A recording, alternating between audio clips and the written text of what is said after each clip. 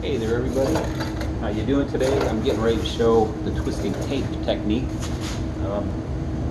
This will be my first attempt at some videos on this, so bear with me a little bit. Hope it all turns out well. I've got a couple cameras going, a couple close-ups focusing in here so you can see how the lines actually end up when you look at them up close. This is a technique I learned from a gel coater, a California gel coater, when I was working out of Kachina boats, and I was watching this guy tape out molds, and I saw how fast he was doing this line work and how perfect it was, and it was like, what the hell is that, you know?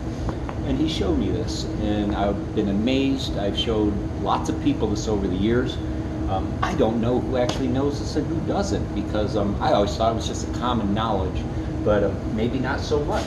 But anyways, starts like this, taking your tape, and what I've got a couple of different stripes set up here already, and I'm making another stripe around a stripe. Yeah, this one's really crazy and complicated. There are actually 1, 2, 3, 4 pinstripes, 4 stripes in this one stripe. When you look up close, you'll see there are absolutely no gaps between my tape lines, and this technique allows you to do that, not just to do it, but do it very quickly.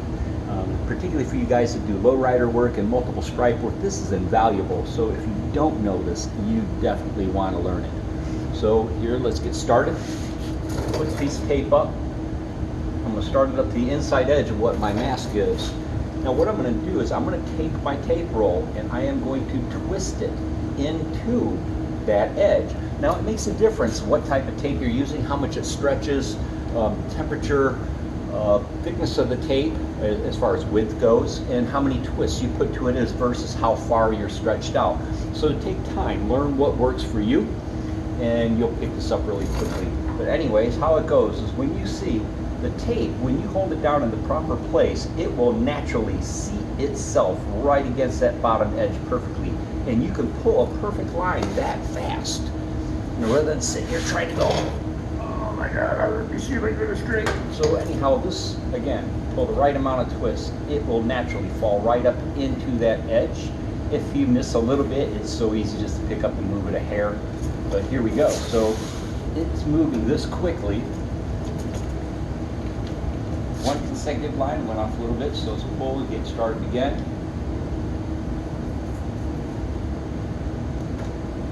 One perfect stripe right there. There's absolutely no gap in between here. And you know how important that is for blowout when you start spraying stuff. Yes, I always, if I'm doing multiple stripes like this, yeah, I'm going to put a cover tape in between these two, if necessary, to keep any blowout from happening. So I'm ready to do my second line. I'm going to take a 1/16 inch edge. Right along here, same thing. I'm twisting the tape. Got it going, run right up. Here's probably one more, skinnier one. Takes a little bit more sometimes, and it runs perfectly along that edge. And once again, it will seal perfectly against the edge. You have to hold your tape in the proper spot and get it down to what you want. And as you go, if you see something happening, you can always catch it right away. But look how quick it was for me to pull that second line of tape. Now, if I'm leaving it as a pinstripe,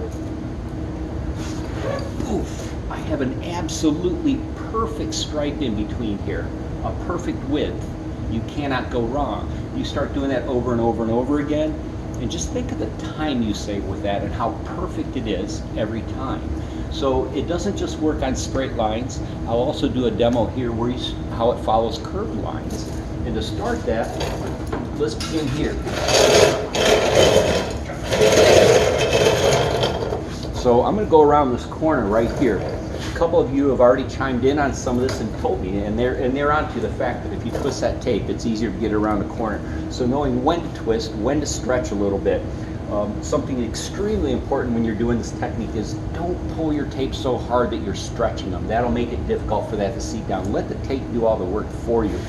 So again, let's start this around this side. I'm going to go in opposite direction just to show the difference.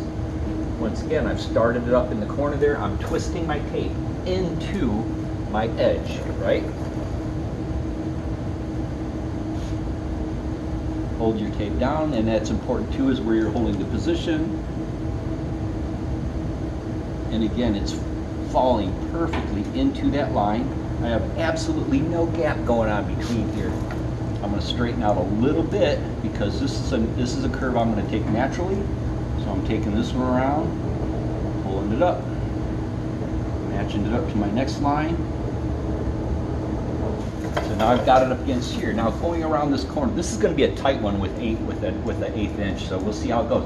This is where twisting and stretching a little bit makes a huge difference. So I'm actually pulling my tape a little bit, but man, if you look there, I have absolutely no gap. There's no overlap at all. And I've got it stretched around there absolutely perfectly. Now I'm coming back up on the straight line.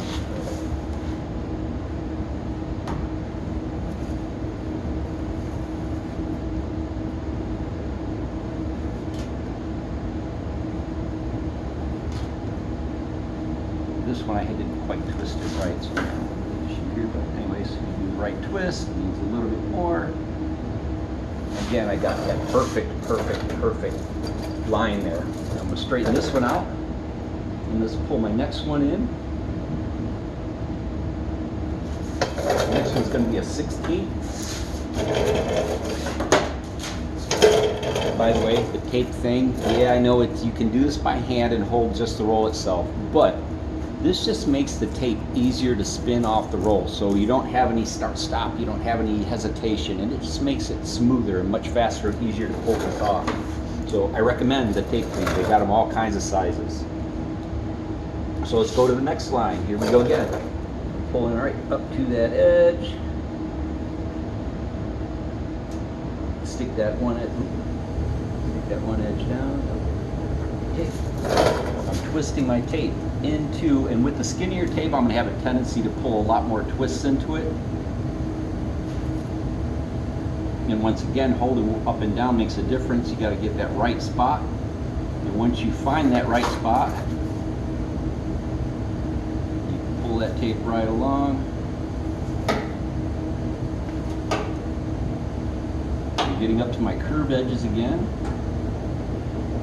It absolutely helps me pull that curve, and again, you see absolutely no gaps between these lines. Not just no gaps, but there are no overlaps. Again, around here, now we're going to get around this front one. You don't have to stretch it as much on this, but again, there you go. And right now I got the tape, it's probably a little longer than it needs to be, but this actually worked out. There we go. So again, perfect pinstripe. I'm just going to pull this so you can see a little bit better what I'm talking about. Let's try to get closer. I hope this stays focused. I have no idea if this is going to work. Again, now you can look really close to my tapes, and you can see no gaps and no overlaps there. So anyways, that is the basics of this technique. It works on curved lines, it works on straight lines, and this is invaluable for multiple striping and pulling consecutive lines. So I'm going to keep mooshing on here. I'll do some more videos on the other side, and then eventually here, once I get done with this set of stripes, I'll set up a separate demo that will be just about doing it on curves. And this will do the same thing for curves. So take your time to learn the technique. It is awesome. It saves you tons of time. And just for the benefit of you that don't know this yet, I'm not sure who does and who doesn't. I was actually kind of surprised by some of my responses. It's a very, very old technique, and I believe it started in the old California lowrider crowd. It's very cool, so keep watching.